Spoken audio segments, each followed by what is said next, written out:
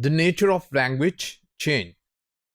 Change is the only certainty. So let's look at this fact that how does it take place in language. We look at some of the factors which are internal for the change in a language.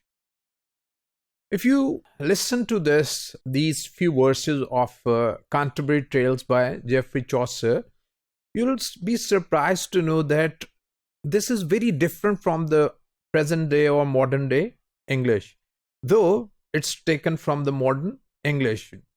Chaucer is known as the first poet of modern English era. So when we look at this, when that April with his short saute, the drought of March had pierced to the rote, and bathed every vine in sweet liquor, of which virtue engendered is the flower. Obviously, I cannot pronounce it the way it must have been pronounced at the time of Chaucer. But if you look at these, if listen to these verses, you find that it's some other English, some type of other English. Whereas if you look at the modern translation or modern script of these lines of Canterbury Tales, you find that they are very difficult. So why this takes place? Why language change? We feel that language changes not only semantically, syntactically, but also phonetically, as you have just seen. For example, you have seen showers saute. So showers sweet. Here you see with his showers sweet. Showers which were sweet. So sweet is modifying showers, whereas it has come after a post-modifying position. So in present English, we have a different syntax of an English phrase in which an adjective comes before a noun. In these lines is different from the modern English. If we assume that it is still the same English, same language English, we have to conclude that language has changed. As I just said that during all this period, even modern English has changed. Not to speak of the first period of English that start from 450 up to 1066 till the War of Hastings. So there is a lot of change, as I said, in every aspect of language. But why does this happen? The question is why people change their language. Why does it not remain the same language? Obviously, if we are talking about English language, it means that the same thing takes place in other languages too. The statement that languages change is in fact metaphorical in nature, right? So what is that? That it is metaphorical. Let's look at some of the facts of this language change. It presupposes that we conceive of a language as an organism that grows, changes, and sometimes dies. So when we say that language changes, it means that it has a beginning. It is like an organism, like a living being that grows, that is born, then it grows, and then it dies. And during all these stages, it keeps on changing, as human being or any living thing changes itself in different periods of its life. Languages have a mode of existence outside their users. So language is not something that exists within the users. It also exists outside the users. How? Though we say that the moment the last speaker of a language dies, the language also dies. A language primarily exists in the minds of its speakers. This is why we say that a language has died when its last speaker has died, as I just said. So it is speakers that change their language while using it in language perception and production. So the change is due to the change of the speaker's own thinking, speaker's own perception of language. So it is the speaker that keep on changing the languages. Language actually does not change it. Actually, the speakers of the language change it. Why do language user change their language? So here we have the question that what it is that prompt them to change the language. In fact, change is not always the appropriate word for what we are going on. So we can think of something else.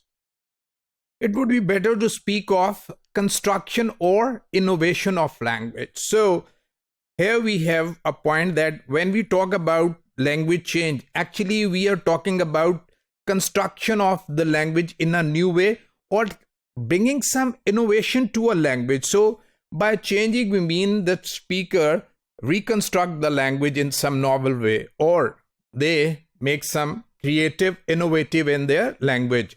Why? Because they have some needs to change the language, to reconstruct the language. What does change when new words or new meanings of words get established is the lexical norm of that language, not the system behind it. So it is the lexical norm of that language that prompts some speaker to change that language, not the system forces anything on the speaker to change the language. The main reason for changing the lexical norm of a language is that language user need expression, new concept or new things. Obviously, if you look at this, even in this century, we have been introduced to a lot of new things. I mean, just think of internet, just think of computer, and you have a lot of new words. So obviously these new words were started to be used by the speaker of the language because they needed new words. So this need for new word prompted or forced the speaker to use new words. One way of meeting this need is extending the meaning of existing word. Obviously, there is already some word that is being used in one way. So what does the speaker do? The speaker also started using the same word for that new need. For example, a printer was a person who used the task of printing, like books, like other things. But when we had a printer, right? A printer of a computer. So the same word printer that was used for a person employed for the machine as well. But does it take the same form in other language as well? Let's look at this. For example, mouse. Obviously, the small tiny animal, this reptile, right? So we started using it for a device to navigate on the computer. Similarly, we have hard disk that was there to store memory of the computer. Similarly, antivirus program. So you look at this; these are quite new. These words have quite new meanings. These words might be there in the language before they were started to be used in their new meanings. So it was a sort of innovation in English language. Lexical gaps can also be filled through borrowing. Obviously, we have talked a lot on borrowing when we saw that how do one language borrows words from other language. So this task of innovation is also done through borrowings. For example, Dutch word printer, as I just said, right? Many words from English, they have borrowed many words from English, like printer. Though they had the drucker word for a person who prints, but they took the word printer from English language. The change of the lexical norms consists of two steps. The first step is that an individual language user coins a new lexical unit, a word or phrase, borrows one from another language, right? So what user coins or borrows? or gives an existing word a new interpretation, as in the case of printer, that, or in the case of mouse, because printer and mouse were there in English language and these two words were given new interpretation.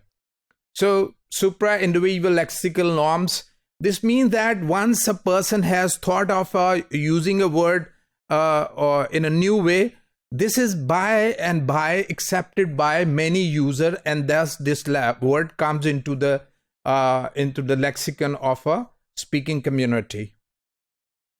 Lexical innovation, users need to express new concepts. This is when they innovate new lexical item, they want new concepts.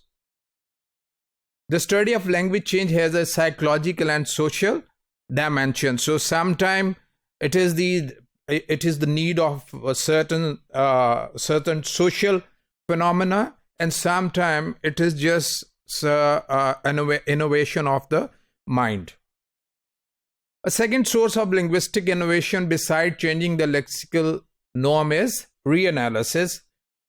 Language user cannot grasp the system behind a language in a direct fashion, right? So when they are looking at the language, it is very difficult for them to grasp the whole system. So the only evidence they have are output of the system, concrete cases of languages. So what they have is the words that are being used, that are of the system that they are employing. This opens up the possibility that a language user reconstruct the system underlying the perceived output in a slightly different way than the previous user. So this is one of the reasons that why children give new make new words which are not being used by the adult. For example, we can have the example of go and goat and bringed by children. So we can sum up this: language user may be involved in language change at different stages of their lives, and this may be because of reconstruction, because of some innovation, or it may be due to some social need or some psychological need.